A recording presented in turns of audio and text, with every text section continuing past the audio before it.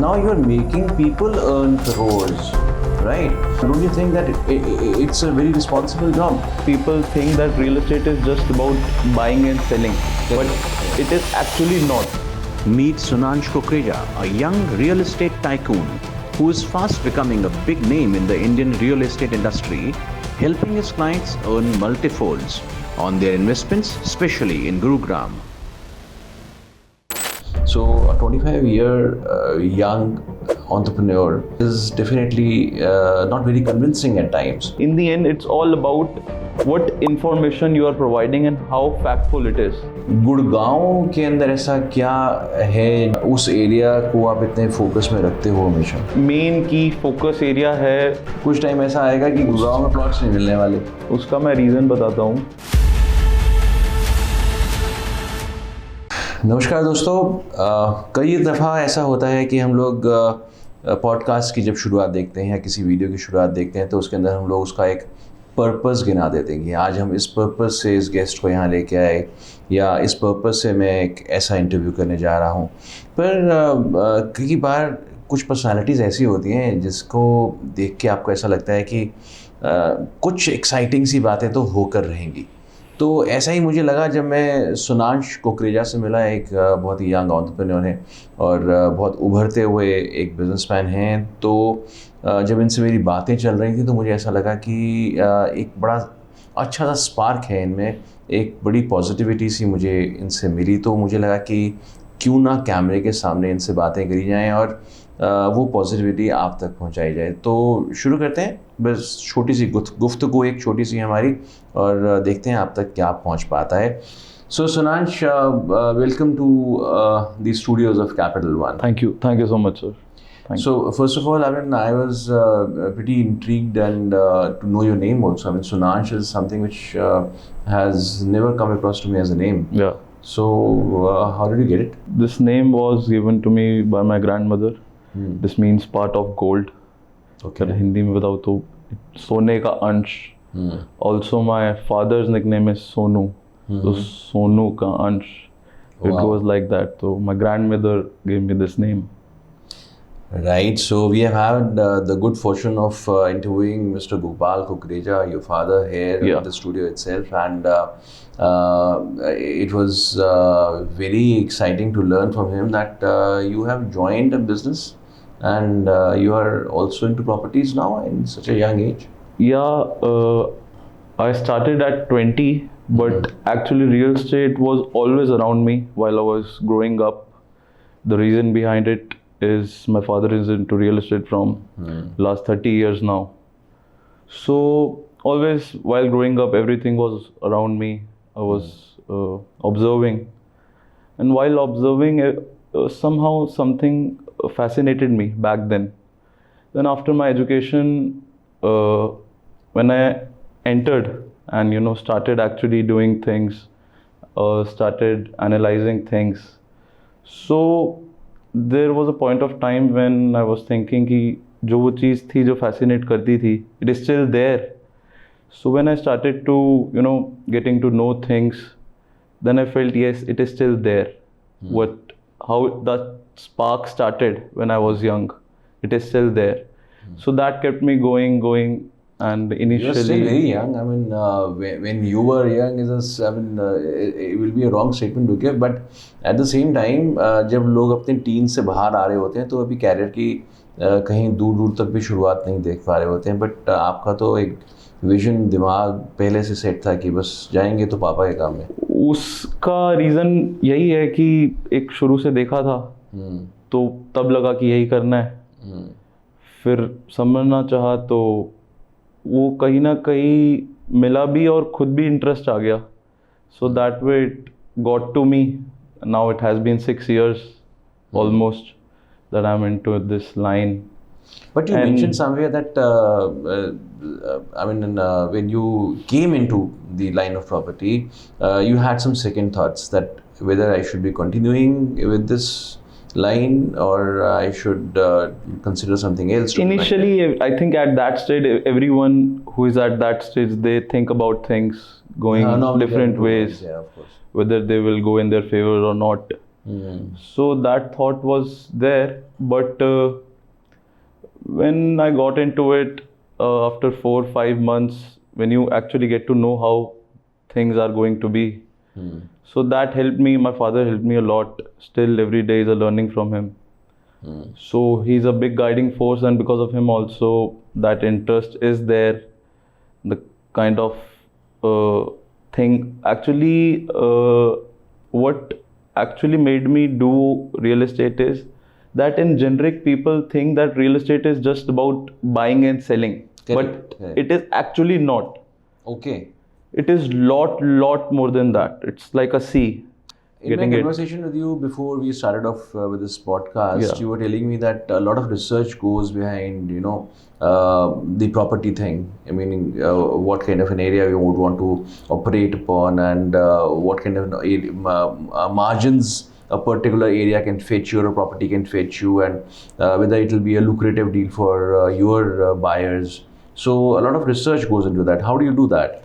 Since we have been in this business from very long time now, so there are a lot of things we get to know. Like if some, for example, if some planning or some government is planning to decide something, or planning some R zone, or planning a sector, or planning any residential or commercial development. So because being in this business from such a long time, we just get to know it a little prior. So that helps a lot, and we help our investors with that opportunity, and eventually people connected to us who are with us from so much time now, and every day is networking. We are meeting every day new people. So from our experience, we just try to serve them how beneficial it's gonna be for them, and how we can, from our experience, how we can benefit them. That's the whole mindset behind working. Because if people who are with us, they are positively, doing good, then automatically we are doing good. Isn't this a too matured thought process for a person as young as 25? So as I said, I started working from last 6 years, but real estate has always been around since I was growing up. What I was trying to infer upon was that sometimes a person as young as you is not taken so seriously also. Because when the property, I mean, it involves a lot of investment. So when a person is actually looking forward to that kind of investment, so a 25-year young entrepreneur is definitely not very convincing at times. So how have you groomed yourself? Sir, the only reason, no matter what the age is, no matter if there is a 50-year person sitting here and a 20-year person sitting here, in the end, it's all about what information you are providing and how factful it is. If I'm telling you this is a pen and it's a blue pen, no matter I'm a 50-year-old or 20-year-old, it's a blue pen in the end. It's going to remain a blue pen only. So if you tell the correct information, and if your groundworking is okay, if you have done your homework, so I don't think age is just a number then. That's my thinking. You should be aware about your projects, your values, your everything. There's so much. If you're aware of everything, then I think age is just a number, and anyone can do How it. does Sunansh Kokreja spend his time studying properties or places, or deciding where to So sell? initially, when I started with survey. So first 6 months or 1 year, I just I started with Gurgaon. I'm from Gurgaon. So first year I was just observing Gurgaon. I was just getting to know the things, which are the main locations. So the first 6 months of first year, I just did my homework. I just got to know the place, and then eventually when you get to know things, then things become easy, and you can tell someone, or you can just approach in a correct You mean to say manner. that if you have read the place properly, then I mean you know what to sell in that place to people. Yeah, that's really important and key factor. If you are telling someone about any place, you should know first what is that all about, and every information should be correctly so passed. अभी अगर मतलब मैं अपने आप हमारे viewers के लिए उनके बेनिफिट के लिए अगर मैं बात करूं तो गुड़गांव के अंदर ऐसा क्या है जो उस एरिया को आप इतने फोकस में रखते हो हमेशा?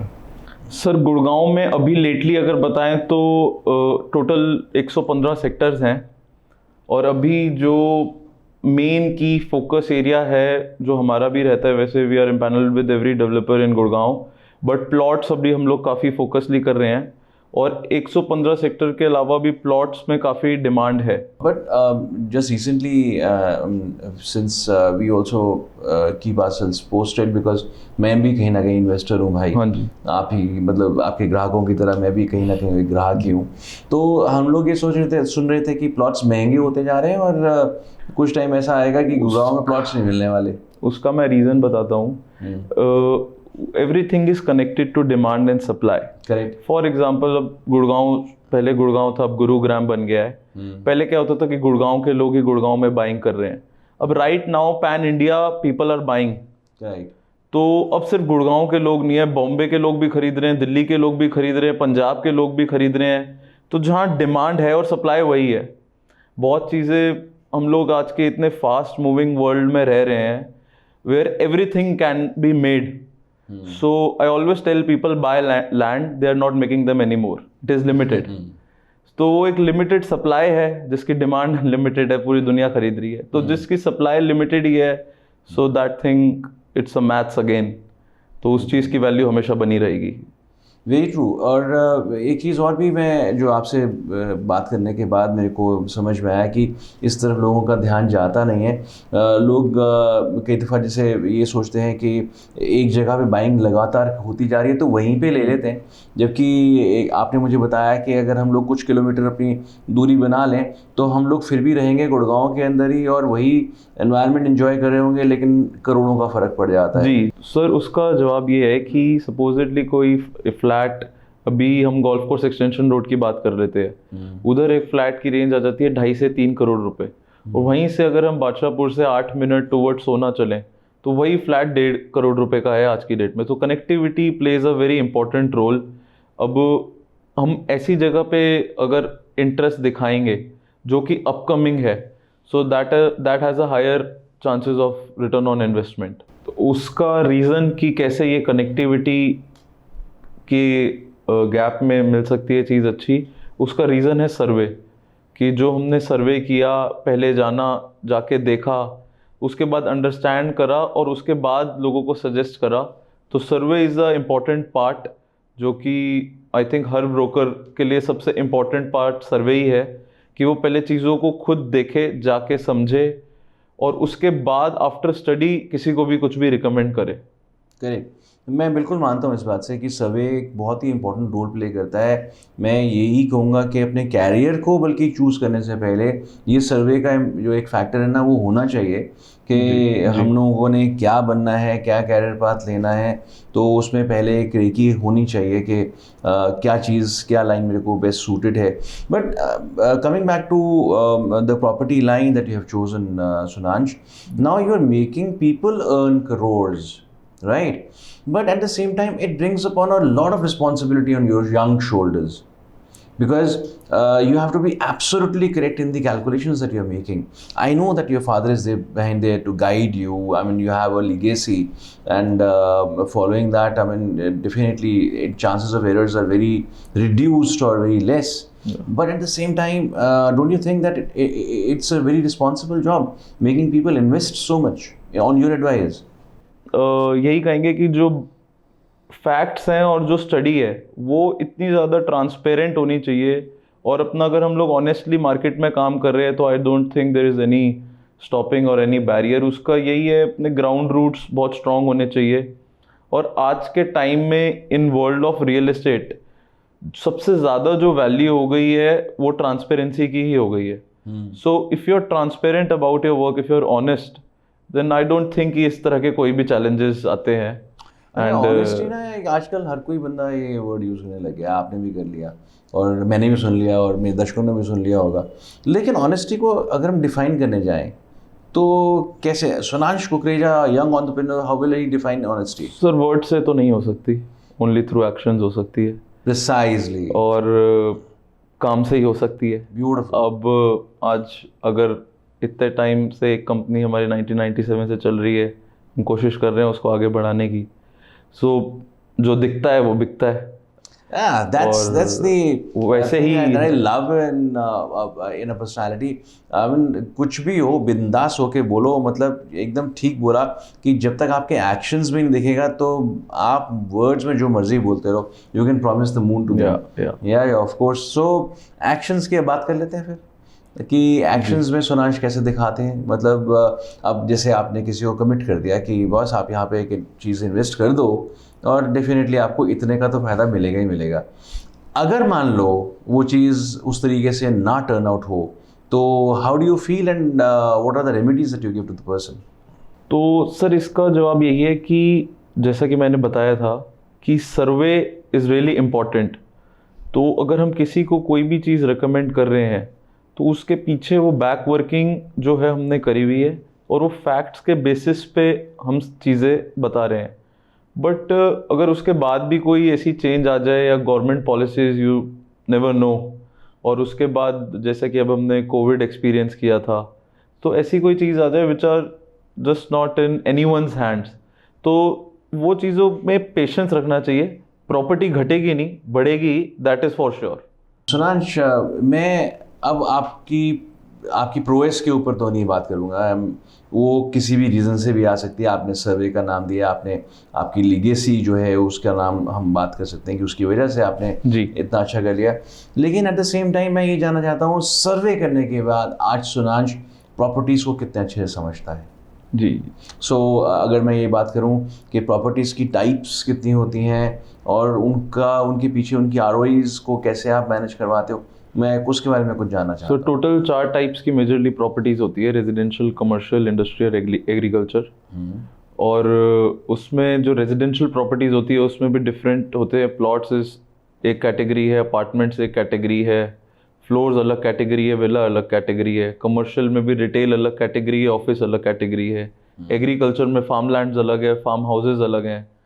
और इंडस्ट्रियल में भी SEZ अलग है, फैक्ट्रीज अलग हैं। तो उसमें हम लोग इसलिए, क्योंकि हमें इतना पता है क्योंकि ऑलरेडी हम लोग कहीं ना कहीं कोई ना कोई ट्रांजैक्शंस में इन्वॉल्व रहे हैं। और जो मेजर रोल हम प्ले करते हैं कहीं पे भी इन्वेस्टर्स के लिए या हाउस बायर्स के लिए, तो वो कहीं ना कहीं रिलेटेड होता है ROI से। तो कोई भी प्रॉपर्टी हो, हम ROI को स्टडी करते हैं at first place, then we recommend it to anyone. Okay, so ये मैं डेफिनेटली ये चाहूँगा ये एलैबोरेटली और बताइए आप थोड़ा सा हमारे व्यूअर्स के हेल्प के लिए। एग्रीकल्चरल लैंड की हम अब गुड़गांव की बात कर रहे हैं तो वहाँ पे एग्रीकल्चरल लैंड भी है। कई लोग जो इन्वेस्ट करना चाहते हैं they may not even know the difference कि कहीं वो एग्रीकल्चरल लैंड में इन्वेस्ट कर बैठे हैं और आगे जाके उनको कंस्ट्रक्शन अलाउ ही ना करी जाए।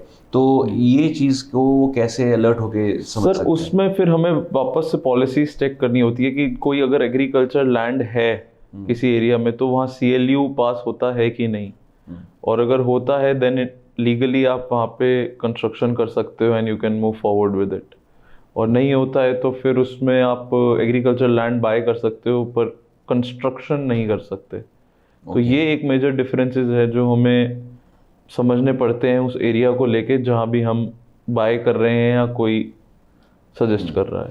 अच्छा, गुड़गांव की बात चल रही है, आपका एक एक्सपर्टीज़ भी है उसी एरिया के अंदर।